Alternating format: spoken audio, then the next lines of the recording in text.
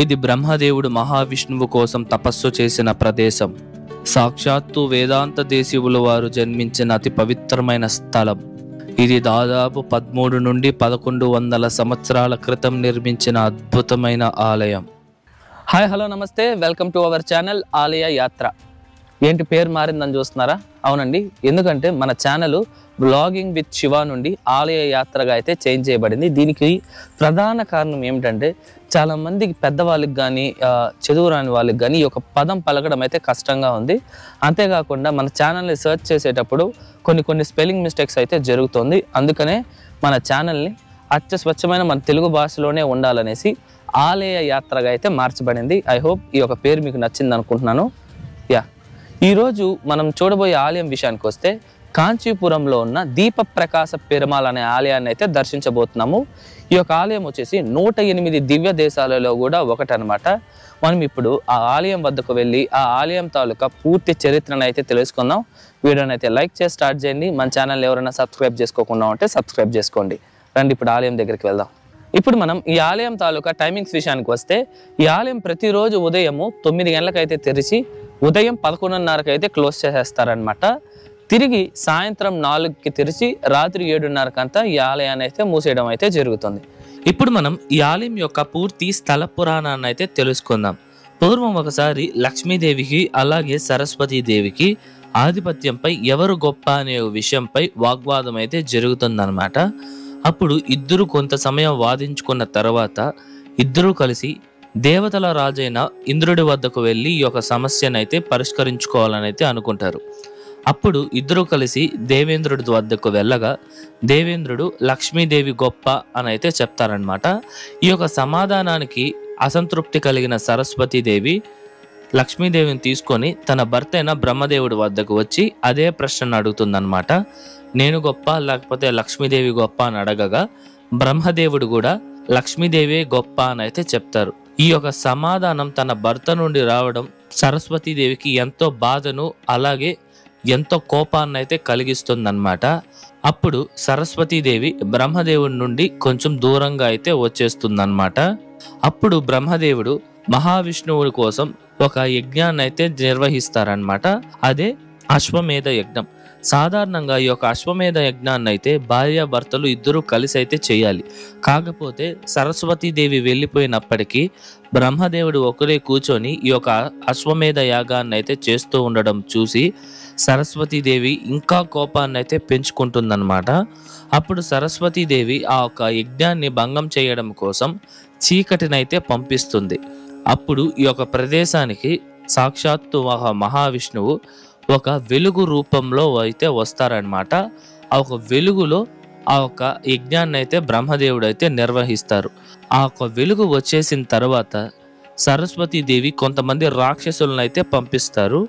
అప్పుడు మహావిష్ణువు ఆ ఒక రాక్షసులందరిని అయితే పూర్తిగా చంపేస్తారనమాట. ఇలా స్వామివారు ఒక చీకటి నుండి వెలుగుగా ఉద్భవించారు కనుక ఇక్కడ స్వామివారిని దీప ప్రకాశ పెరుమాళ్ అని అయితే పిలుస్తారనమాట. ఇక్కడ స్వామివారు శ్రీదేవి భూదేవి సమేతంగా అయితే మనకి దర్శనమిస్తారండి. ఇక్కడ స్వామివారి యొక్క మూల విరాట్ దాదాపు 4 నుండి 5 అడుగుల ఎత్తులో అయితే ఉంటుంది. ఈ ఆలయంలో స్వామివారు అయితే చాలా చాలా అద్భుతంగా అయితే ఉంటారండి. అంతేకాకుండా ఈ ఆలయంలోని పూజారి వారు మనకి చెప్పింది ఏమిటంటే ఈ యొక్క కాంచీపురంలో ఉన్న దివ్య దేశాలు అంటే దాదాపు 14 దివ్య దేశాలు ఉన్నాయన్నమాట. ఈ యొక్క 14 దివ్య దేశాలలో ఈ ఆలయమే మొదటి దివ్య దేశం అని అయితే చెప్తున్నారనమాట. ఈ యొక్క ఆలయానికి ఇంకొక పేరు కూడా ఉందండి. ఆ పేరే విలక్కోవిల్. ఈ ఆలయంలో స్వామివారే కాకుండా లక్ష్మీదేవి అమ్మవారికి కూడా ప్రత్యేకంగా ఒక ఆలయం అయితే ఉంది. ఇప్పుడు మీరు చూస్తోంది వచ్చి అమ్మవారి ఆలయమే అనమాట. ఈ ఆలయంలో అమ్మవారిని అయితే మరగదవల్లి తాయార్ అని అయితే పిలుస్తారనమాట. స్వామివారికి జరిగే అన్ని పూజలే ఇక్కడ అమ్మవారికి కూడా జరుగుతాయి. ఈ ఆలయంలో రోజుకి 3 సార్లు అయితే పూజలు జరుగుతుంది. మనకి ఈ ఆలయంలో జరిగే అతిపెద్ద బ్రహ్మోత్సవం ఏమిటంటే తమిళ నెల అయిన పురటాసి అంటే సెప్టెంబర్ నుండి అక్టోబర్ సమయంలో ఈ ఆలయంలో అయితే చాలా చాలా పెద్ద బ్రహ్మోత్సవాలను అయితే నిర్వహిస్తారనమాట. ఈ యొక్క బ్రహ్మోత్సవం ఈ ఆలయంలో జరిగే అతి పెద్ద పండుగ అని అయితే చెప్తున్నారు. అంతేకాకుండా ఈ యొక్క ప్రదేశంలోనే వేదాంత దేశీయులు అయితే జన్మించారండి. ఈయన 1268లో జన్మించి 1369లో అయితే మరణించారనమాట. ఈయన స్వామివారికి ఎంతో గొప్ప భక్తుడు అనమాట. అతి ముఖ్యంగా ఈ ఆలయంలో ఉన్న దీపప్రకాశ పెరుమాళ్ అంటే ఆయనకి అపారమైన భక్తి. ఈ ఆలయంలోని స్వామివారి పైన ఆయన సారణగతి అనే దీపికలో 59 శ్లోకాలనైతే ఆయన రచించారండి. అంతేకాకుండా ఈ ఆలయంలోనే మనకి ఈ యొక్క వేదాంత దేశీయుల యొక్క ప్రత్యేక మందిరం కూడా మనం చూడవచ్చు. ఈ యొక్క దీప ప్రకాశ పెరుమాళ్ అనే ఈ యొక్క ఆలయాన్ని 12 మంది ఆళ్వార్లలో ఒకరైన తిరుమంగై ఆళ్వార్ వారు తన యొక్క దివ్య ప్రబంధనల్లో ఈ యొక్క ఆలయంలోని స్వామివారిని అయితే గొప్పగా కీర్తిస్తూ రాశారనమాట. ఇందు కారణంగానే ఈ యొక్క ఆలయము మహావిష్ణువుకి గొప్పగా పూజింపబడే 108 దివ్య దేశాలలో ఈ యొక్క ఆలయం కూడా ఒకటి. అలాగే మనకి ఈ యొక్క ఆలయం లోపలే ఈ ఆలయం తాలూకా కోనేరు కూడా ఉంటుందన్నమాట. ఈ యొక్క కోనేరును వచ్చేసి సరస్వతి తీర్థం అని అయితే పిలుస్తారు. ఇప్పుడు మనం ఈ ఆలయం తాలూకా నిర్మాణ చరిత్రను అయితే తెలుసుకుందాము. ఈ యొక్క ఆలయాన్ని 6 నుండి 9వ శతాబ్దం మధ్యలో పల్లవ రాజులు ఈ యొక్క ఆలయాన్ని అయితే నిర్మించారండి. వాళ్ళు ఈ యొక్క ఆలయాన్ని నిర్మించేటప్పుడు ఈ ఆలయ గోడల్ని మొత్తాన్ని శాండ్ స్టోన్తో అయితే నిర్మించారనమాట. వారి తరువాత ఈ యొక్క ఆలయాన్ని చోళ రాజులు ఎంతగానో అభివృద్ధి అయితే చేశారనమాట. మీరు గమనించున్నట్టయితే ఈ యొక్క ఆలయాన్ని పల్లవ రాజులు శాండ్ స్టోన్తో నిర్మిస్తే మిగతా పునర్నిర్మాణ భాగాన్ని చోళ రాజులు అయితే గ్రెనైట్ రాతితో అయితే నిర్మించారనమాట. ఇందుచేత ఈ యొక్క ఆలయం మనకి శాండ్ స్టోన్ అలాగే గ్రెనైట్ స్టోన్తో కూడా 2 మనకి ఈ యొక్క ఆలయంలో అయితే నిర్మించినట్టు కనిపిస్తాయి అన్నమాట. పల్లవులు చోళులు తర్వాత ఈ యొక్క ఆలయాన్ని విజయనగర రాజులు కూడా అభివృద్ధి అయితే చేశారనమాట. వీరి యొక్క పరిపాలనలోనే ఈ యొక్క ఆలయం మరింత విస్తీర్ణత అయితే పొందింది. ఈ ఆలయంలో మనకి 3 అంతస్తుల రాజగోపురం అయితే కనిపిస్తుంది. ఈ యొక్క రాజగోపురం చాలా చాలా అద్భుతమైన శిల్పకళతో అయితే ఉంటుందన్నమాట. రాజగోపురాన్ని దాటి మనం రాగానే మనకి నేరుగా స్వామివారి యొక్క గర్భాలయం అయితే కనిపిస్తుంది. ముఖమండపం అయితే చాలా చాలా అద్భుతంగా అలాగే కలర్ఫుల్గా ఉంటుందన్నమాట. ఈ యొక్క ఆలయంలో మనకి అనేక మండపాలు అయితే ఉన్నాయన్నమాట. ఇప్పుడు మీరు చూస్తున్నారు కదా, ఈ యొక్క మండపం మొత్తాన్ని అయితే ఇప్పుడు ప్రజెంట్ అయితే పునర్నిర్మాణ పనులు అయితే జరుగుతున్నాయి. మొత్తాన్ని నీట్గా అద్భుతంగా అయితే నిర్మిస్తున్నారు. మేబీ ఇంకొక 2-3 మంత్స్లో అయితే ఒక మండపం తాలూకా పునర్నిర్మాణ పనులు అయితే కంప్లీట్ అయిపోతాయి. అలాగే ఈ యొక్క ఆలయ గోడలపైనే మనకి 1223వ సంవత్సరానికి చెందిన రాజరాజ చోళన్ యొక్క శాసనాలు కూడా మనం ఈ యొక్క ఆలయంలో అయితే చూడవచ్చండి. మనకి ఈ ఆలయంలో ఉన్న ఏకైక శాసనం ఈ యొక్క రాజరాజ చోళన్ గురించే అన్నమాట.